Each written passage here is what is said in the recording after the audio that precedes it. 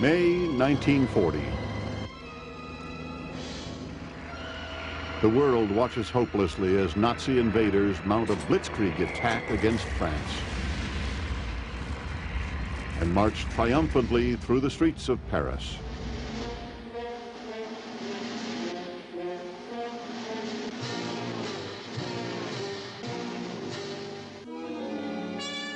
But behind the tears of a defeated people comes the rumbling of rebellion. Enraged French citizens answer General de Gaulle's command and fight for freedom with an underground organization committed to sabotage and other acts of defiance. This resistance grew bit by bit, comprised of both men and women, regardless of political, moral, or religious persuasion. I became a founder of the Parisian Liberation Committee and the organization that directed the resistance and the national insurrection. Hitler himself visited France during the occupation. He marveled at the great monuments. He reveled in his conquest. Even the Eiffel Tower, 51 years old and over 1,000 feet tall, became a hostage as Germans exploited its great height, using the tower as an antenna to send coded radio signals to their armies. Ironically, the silhouette of the tower against the Paris skyline offered hope to the free French underground. It was a symbol of liberty, a symbol of France. Under the occupation, the idea predominated among all the French to know that one day one would be free to climb up the Eiffel Tower. When Allied troops finally liberated Paris, this handful of free Frenchmen celebrated by climbing the Eiffel Tower and unfurling the French tricolor flag. Down below, citizens spat and cursed at the fleeing Germans. But from the pinnacle of the tower, liberty, equality, and fraternity reclaimed its mantle of glory. For most of the world, the Eiffel Tower is France. It is light and hope, poetry and magic. Her complex geometry holds the dreams of lovers. The French may enjoy the distinct honor of having created and nurtured this international monument, but her home is in the hearts of free people everywhere. Tonight on Modern Marvels, La Tour Eiffel, the Eiffel Tower.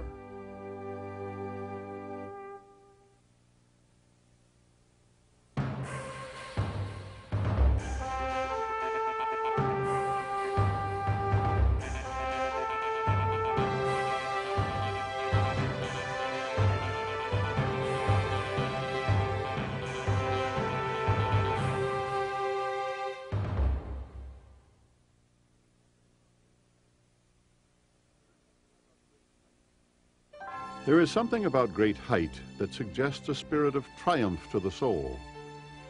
It forces people's vision to heaven, while it offers a calming perspective to the chaos of the world below.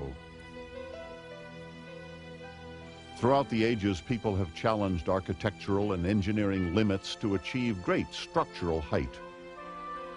Sometimes to spy on enemies approaching from a distance, and at other times in an attempt to get closer to God. There are those who insist on finding practical applications for towers. They make good broadcast antennas, or they're a fine place for a revolving restaurant. But the real appeal of towers comes from a purer notion. Towers are a celebration of will.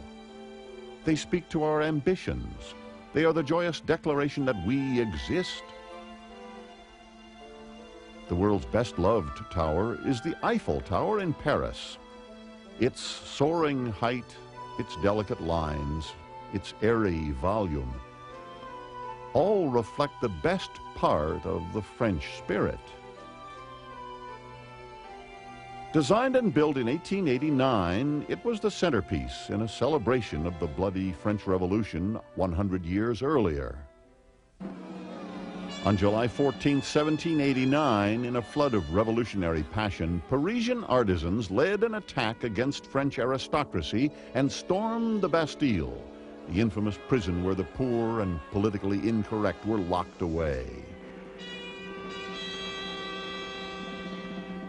The insurrection spread across France, and patriots rallied to the battle cry of freedom, the Marseillaise. Let us go, children of the fatherland. Our day of glory has arrived. Against us stands tyranny. The bloody flag is raised. Come together in the countryside to lower these savage soldiers. They come right into our arms to cut the throats of your sons, your country. To arms, citizens, form your battalions, let us march, that their impure blood should water our fields. This nationalistic eruption reverberated across Europe and set the stage for modern democratic movements. And the French people were justifiably proud of the positive contributions their revolution had made. But a century later, the French ego was bruised after a devastating military defeat to Germany. The idea of mounting a spectacular international exposition seemed like a grand way to remember past glory and forget about contemporary setbacks.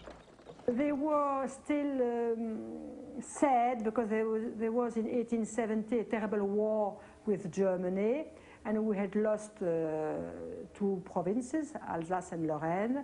And for that, the French people were very pleased to have this exhibition to show they were very great. And you see, the country was quite rich. It was decided there needed to be a centerpiece for the celebration, an artistic statement which would loom over the crowds.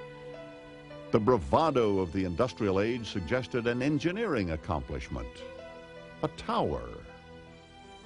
The tower was important as something very clever in technology, you see. Nobody in the world was able to build a tower of 1,000 feet, you see. Lots of people tried in America. There were lots of plans of towers, but they never built them. A competition was held for design. Architects from all over France submitted elaborate plans. The first one was done by a man called Maurice Coquelin. He was one of the first engineers in Gustave Eiffel staff. Gustave Eiffel was France's premier architect-engineer. His reputation sprang from his visionary work on bridges. He explored the revolutionary concept of metal frame construction. His genius attracted the finest architects in France to his studio, and Eiffel's association with the project virtually guaranteed its funding and completion. Two young engineers on Eiffel's staff, Maurice Coquelin and Émile Nogier, actually created the concept of the 300-meter tower for the 1890 exhibition in Paris. They sketched the first crude designs for a framed structure, then called on architect Stephen Savastre to add ornamental flourishes, the arching floral elements and sculptural nuances. Their romantic inspiration was an 1887 French architectural notion that one could touch the sky from a structure if it reached the impossible height of 1,000 feet. Eiffel saw their plans and shared their dream. Their work was soon adopted by Monsieur Eiffel. At first, he agreed to add his name to the contest submission to improve its chances of winning. But he quickly became interested in the tower concept and began to add his own unique flourishes. Once Eiffel's name was on the project, everyone knew the outcome of the competition. With his social and political connections, Eiffel was well equipped to push the project through the Parisian bureaucracy. And he had the technical ability to transform the project from a paper design to a three-dimensional reality. The tower was designed to represent France's participation in the industrial age. As a symbol and as an engineering challenge, there was a lot riding on the success of the tower. But Eiffel was determined to exhibit the same innovative spirit in construction that he had employed in the design.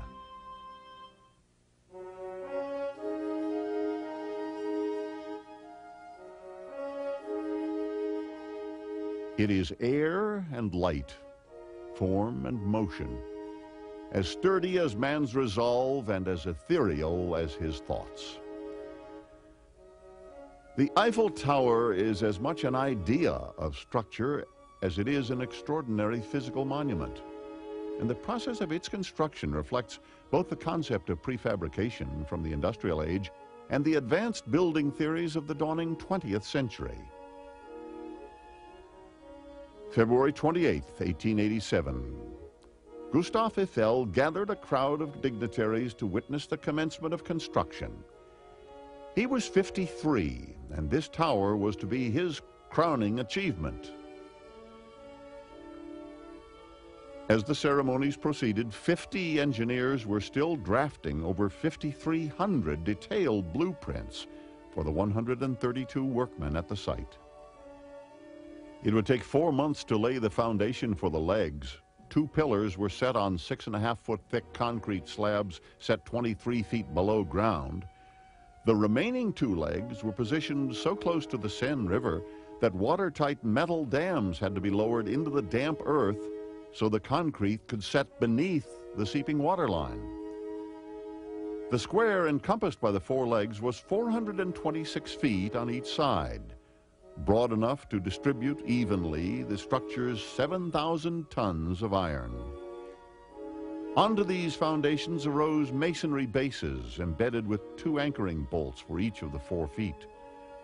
From here, the legs would rise at a sharp 60-degree angle as hollow framework beams.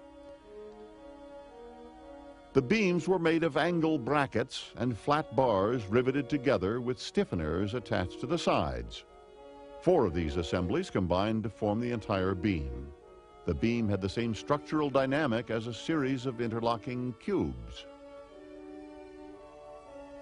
And this is the genius of Eiffel's design. The framework support is as sturdy as solid stone, at only a fraction of the weight. It was also easily erected with standardized, inexpensive, prefabricated materials. Eventually, 18,000 metal parts and 2,500,000 rivets would comprise the tower. Yet all of the pieces are either flat bars, angle brackets, or plates. The first stage of the construction was also the most critical. All 4 legs needed to rise simultaneously and meet on an exact horizontal plane at the tower's first floor. The reticle angle demanded scaffolding support for each of the legs, and a center scaffold to support the center ring girder which held the structure together. 800-ton thrust jacks, operated by manual hydraulic pumps installed under each leg, helped to raise and lower the 4 sides independently in order to reach the required precision. When this was achieved, Gustave Eiffel knew there was nothing that could stop the completion of his dream, although there were those who would try. Eiffel was annoyed by people who lived near the tower, who said that it will fall on their houses. And nobody would cover the risk. He covered it by himself. Likewise, many people feared that the tower would destroy the Paris skyline. When it was started to be constructed, some people tried to stop it, you see. And some painters, writers, architects wrote a letter saying it's a scandal. The Paris arts community saw the tower as a rude industrial imposition on the city's beauty. Dozens of French writers and painters attacked the tower in a public declaration. "I feel Paris is threatened," claimed one artist, "by this positively tragic lampstand issuing from her stomach." Eiffel responded with equal passion. "The tower will be the highest building ever raised by man," he exclaimed. "Will it not have a majesty of its own?"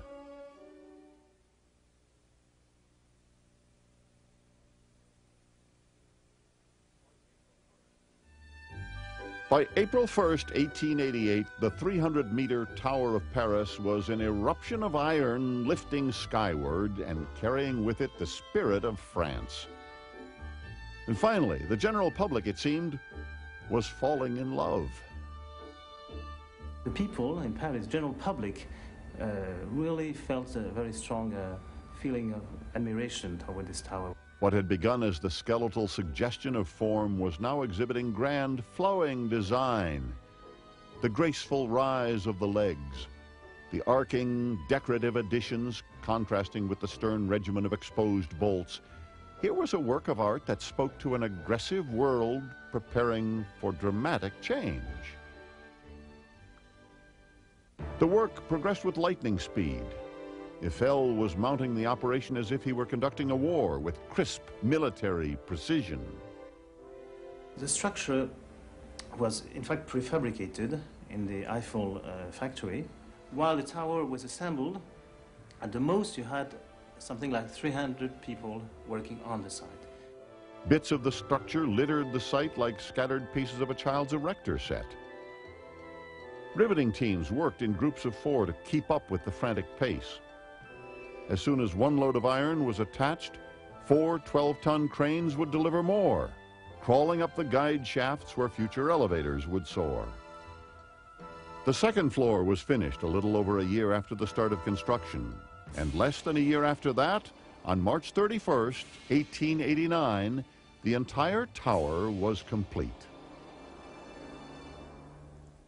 It had taken only 2 years, 2 months, and 5 days to build what would be the world's tallest structure for the next 40 years. Remarkably, there was not a single death as the result of the challenging and dangerous work. Eiffel himself was the first to climb the 1,710 steps to the summit and unfurl the French tricolor flag. Beneath him, the city of Paris. It seemed as if its soul was being funneled up the mighty legs of the tower and sprayed across the sky in a celestial celebration. When the 1889 Universal Exposition of Paris was officially opened, the glittering centerpiece was the 300-meter tower. Officials called it the greatest crowd-flabbergasting machine ever built. But soon it was simply to be known as the Eiffel Tower.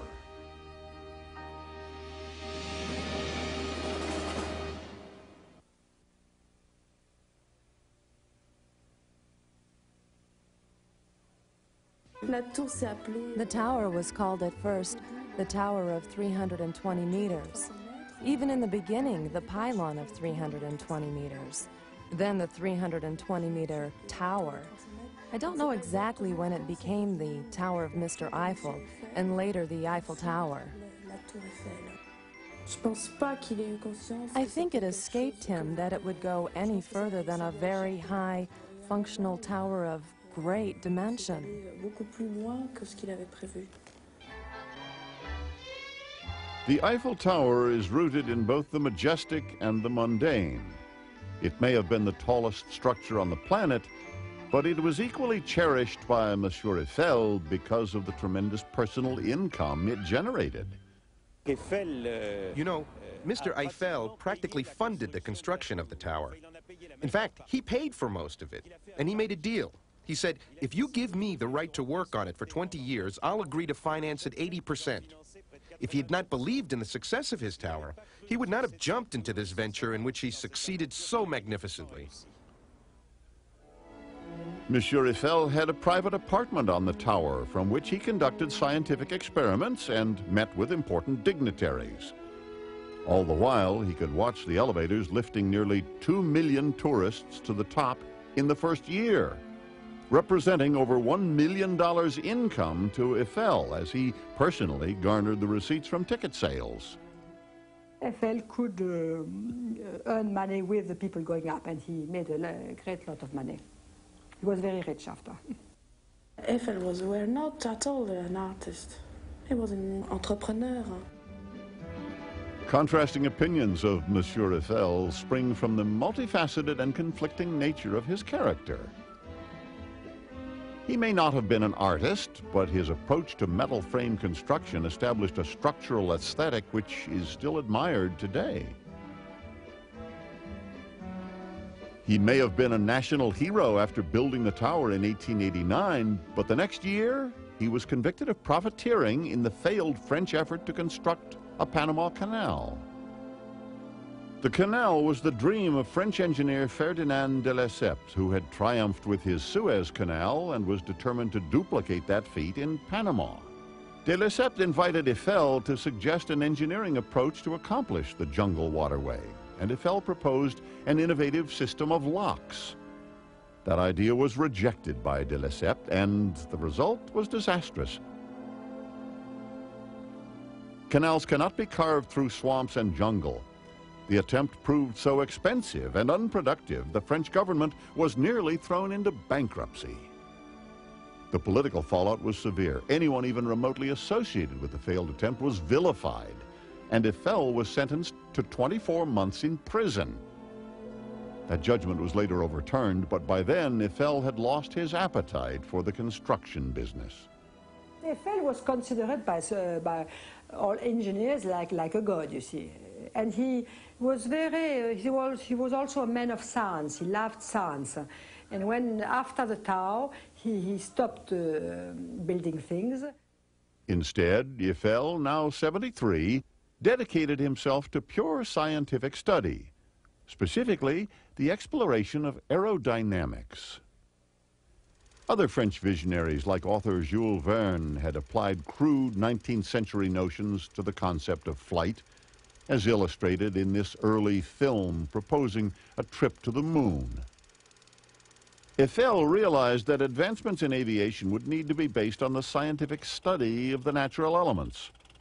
But while some well-meaning researchers were mired in the idea of outlandish mechanical contraptions, and others were attaching feathered wings to their arms and tossing themselves off the tower like birds, Eiffel returned to his analytical roots and built a workshop that still operates today. Mr. Eiffel, well, he made the first wind resistance tests because all of his life he had problems with the wind. That was his enemy, number one. And in 1906 to 1909, he began to question aerodynamic resistance, and that's why he made this first wind tunnel. One can say that in this wind tunnel, where you're standing right now, French aviationary studies began.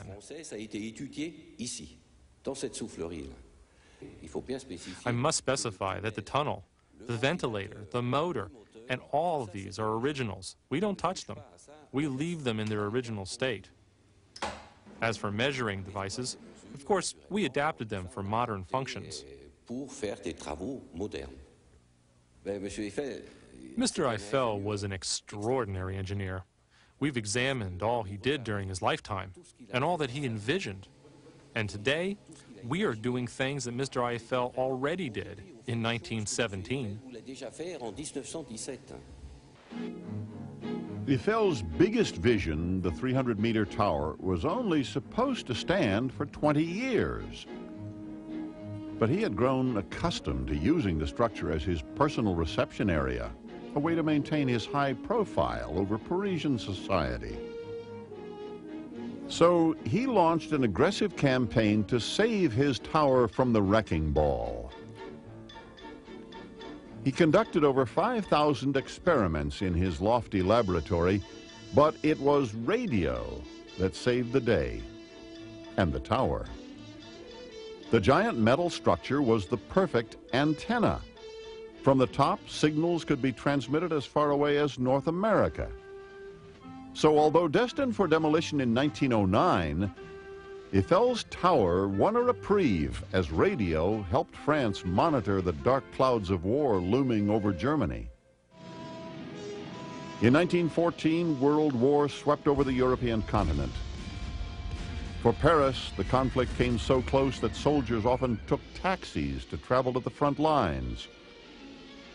But with the help of the Eiffel Tower, generals could listen in on the movements of the enemy and declare Zeppelin alerts from their elevated perch. In 1923, 5 years after the last echoes of the war, Gustave Eiffel died. Throughout his 91 years, his vision propelled France to the forefront of emerging technologies. His interpretation of design and structure as represented by his tower was the world's introduction to basic 20th century principles. The future of construction would forevermore be linked to the unified participation of modest, interlocking elements.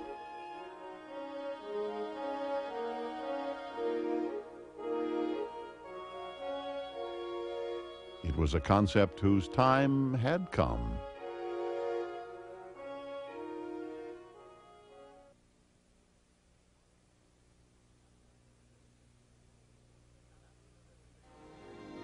After the devastation of World War, Paris was anxious to lift its battered spirits and embrace a brighter day. Yet some sensed a subtle, desperate undercurrent to the celebratory esprit. It was as if the frantic good times were masking the many issues the war had left unsettled. Paris in the 20s attracted a lost generation, disillusioned with traditional values and philosophies. Some of these post-war Parisians were actually American artists and intellectuals, searching for meaning in a seemingly chaotic world. F. Scott Fitzgerald and his wife Zelda, Charlie Chaplin, movie stars, painters, and a mixed assortment of creative individuals became attracted to a French revolution in thinking called existentialism. Is what we are the sum of our existence, our time and poetry, nothing more than absurdist fantasy? Darker themes of alienation started to emerge in the arts, and ironically, the tower provided a visual and symbolic link to a lighter and more stable time. After all, Gustave Eiffel had created weightless beauty from dense, heavy metal, a very reassuring concept. The Eiffel Tower is not only the iron composing it, but also what's inside, air, captured in a latticework of metal. Some visitors feel that they are in the middle of nowhere. The sensation suggests that it's not only the structure, but also its void, which is the essential material of the Eiffel Tower. The tower's bold composition seemed a poetic link between the 19th and 20th centuries. A link which would be brutally severed when fascism, racism, and systematic murder erupted from the ashes of Germany's defeat in the First World War.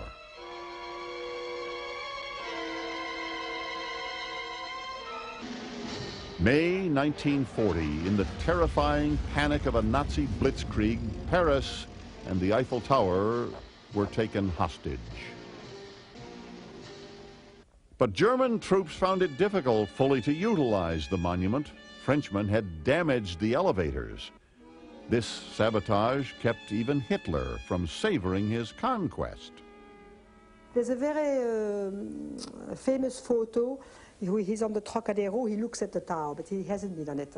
There were no lifts, couldn't go. Seeing the tower occupied by Nazis enraged French citizens. Parisians joined together in futile counterattacks. The Free French secretly conspired in the ancient Roman catacombs, which weave beneath the streets of Paris. Tunnels hiding the bones of forgotten and vanquished Frenchmen throughout the centuries were now home to the resistance. There are subterranean passages that go underneath the French capital. The catacombs played an important role in the resistance. It was a means for us to travel across Paris without being seen in order to be able to lead the Parisian insurrection on the offense. We derailed trains because those trains that went to the front lines of the Atlantic all went behind Paris. I participated in the sabotage of railroad tracks that were obviously meant for trains that transported soldiers. But one day, we found out about a large train that circled Paris. We made arrangements, we derailed the train, and it was just awful because the train was packed with sauerkraut. There were particles of sauerkraut for miles around. Hitler despised the Free French and planned to destroy their most treasured monument out of spite. At the war's end, Hitler gave orders to have the tower bombed. But General von Cholitz, who had fallen in love with the city of Paris, gave the Eiffel Tower an unauthorized reprieve.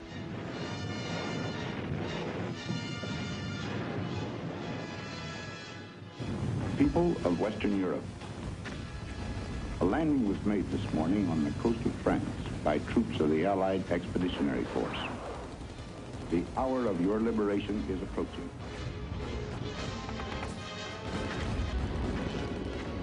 American tanks finally drove the Nazis from the Eiffel Tower.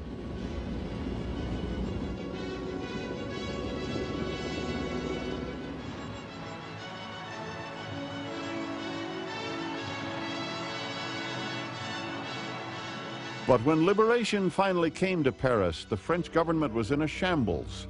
The old leaders were gone. The next generation was ill-equipped to raise the country to its former glory. From 1945 through 1960, the people of France voted 20 different provisional governments into power. It was political chaos, until General Charles de Gaulle was finally persuaded to lead the country out of post-war calamity. Only a man of his strength and broad appeal could have saved the Republic. De Gaulle rallied the disheartened country and gave France back its spirit. Its soul, however, had always been protected in that giant cage of the Eiffel Tower. But just as France needed a new vision for the second half of the 20th century, the Eiffel Tower needed a new commitment to its care and maintenance if it were to stand at all.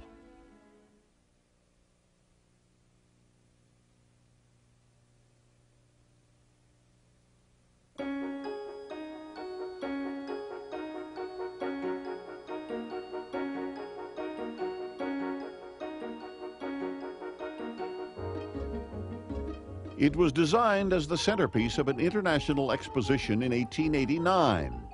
Today, more than a century later, the celebration continues, as well over 1,000 people visit the Eiffel Tower every hour.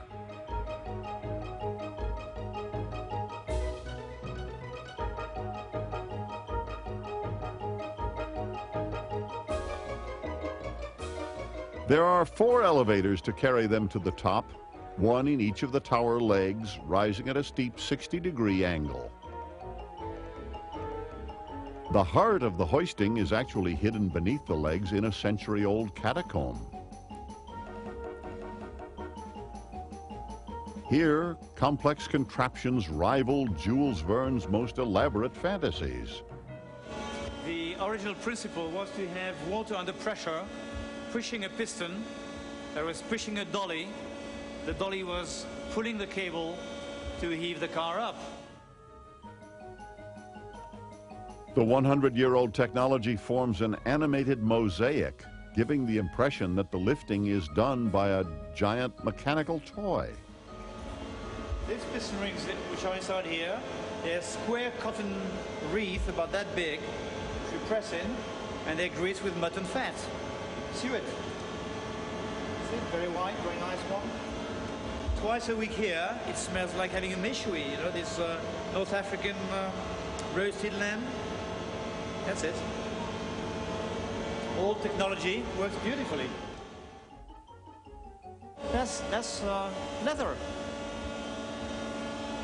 That's leather, same material. But it's compressed, it's shaped, you have various shapes. It's true leather, and it's impregnated with oil which is made from the hooves of oxen.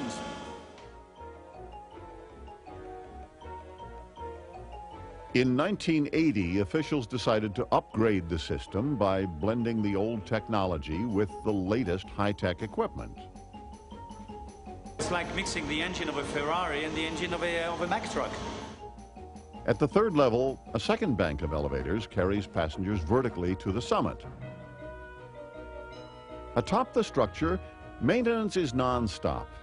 Every day, a small but determined team of 25 workers walk the narrow iron supports for the 18-month job of painting the tower.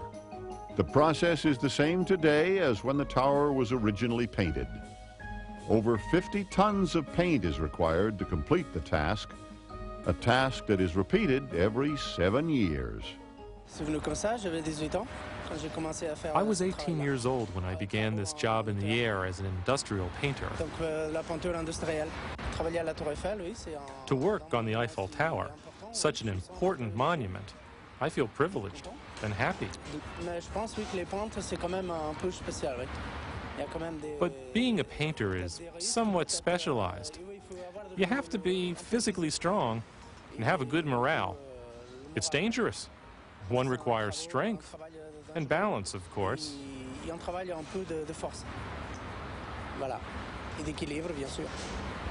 higher I am, the better I feel.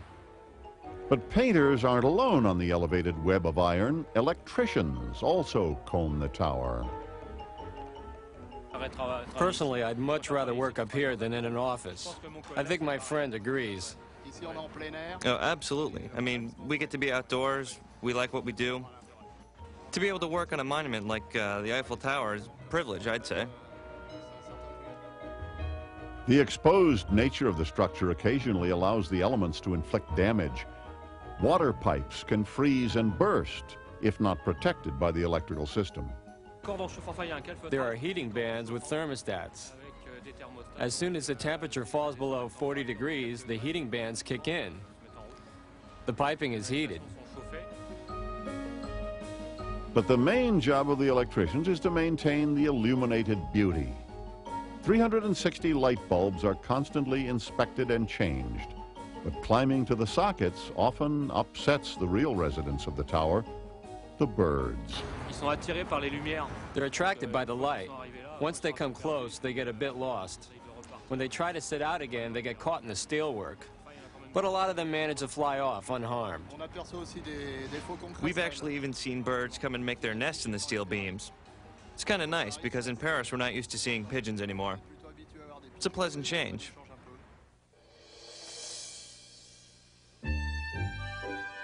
Early evening, the sun casts its last golden pink rays over the city of Paris.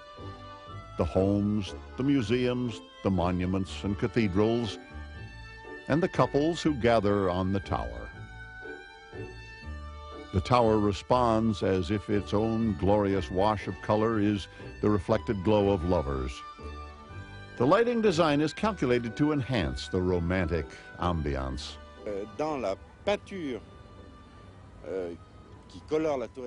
The paint on the Eiffel Tower contains a yellow pigment. Lighting it with yellow light brings out the yellow pigment. That's been the major source of success in this operation. The approach is entirely different because night lighting must interpret the feeling, even the expression of the monument.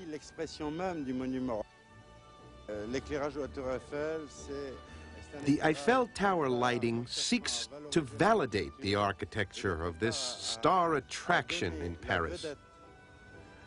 It's the star of Paris at night.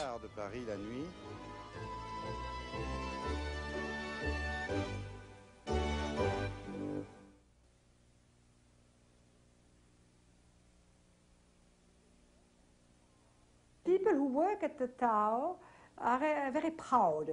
Some even too proud. It's like if they had built the tower. There is a sense of ownership which is shared among those who work the tower, especially the employees whose task is to greet visitors. My job, in fact, is to organize the tour guides. I am responsible for the group.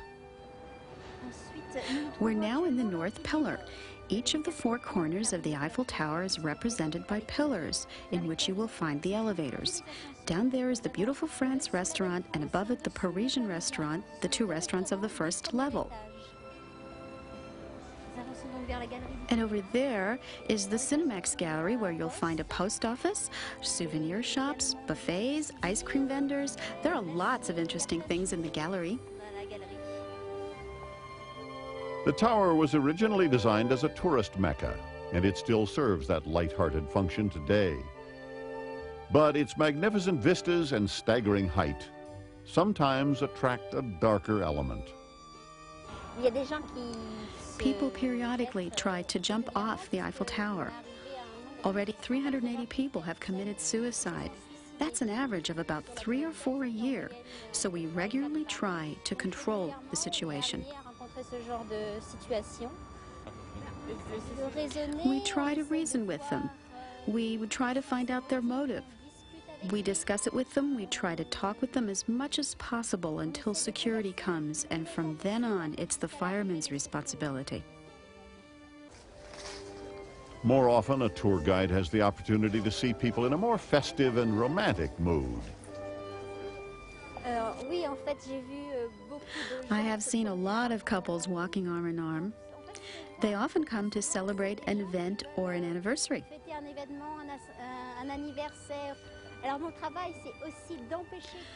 Our job also includes discouraging these people from riding on the Eiffel Tower. Most of the time we chase them and we try to catch them, and sometimes it's a little game between the tourists and ourselves. We are on the 3rd floor of the Eiffel Tower in front of the Jules Verne restaurant.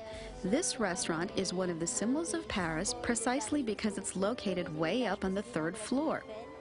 There's only one Eiffel Tower, only one 3rd floor.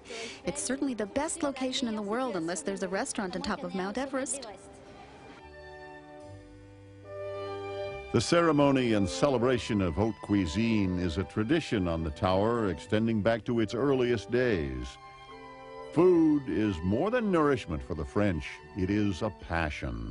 It happened about 6 months after I arrived in Paris. I informed my wife that I had a mistress. She just stared at me. And I said, she's an old mistress. She looked even more surprised. After about 5 minutes, I told her my mistress is the Eiffel Tower. Some artists paint, some work in stone. Master chef Alain Rex prefers pâté, practicing his culinary magic at the Jules Verne, the exclusive 4-star restaurant midway up the lofty height of the tower. The view of Paris really inspires me. It inspires me to create new dishes every day. We have 115 people employed in the Jules Verne restaurant alone. There's a lot of hustle and bustle, a lot of people. I love that. Armed with spatulas, whisks, paring knives, and soufflé dishes, Chef Rex and his men fight for the honor of France.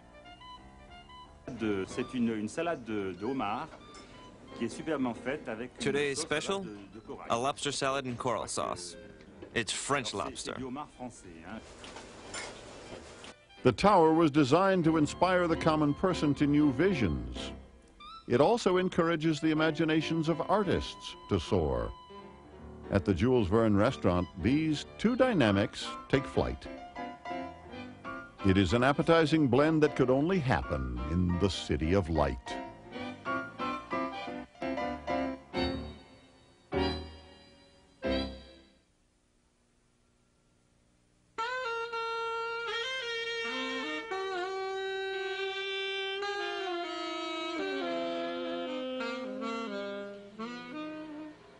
Paris is often called the City of Light. But to what quality of light does the title refer?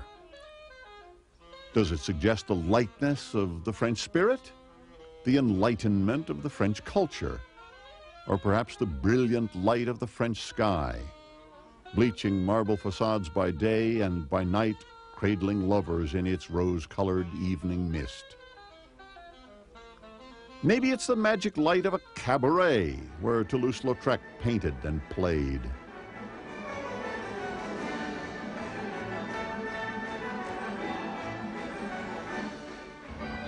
Or the glittering sparkle of a merry-go-round reflected in the eyes of the young at heart.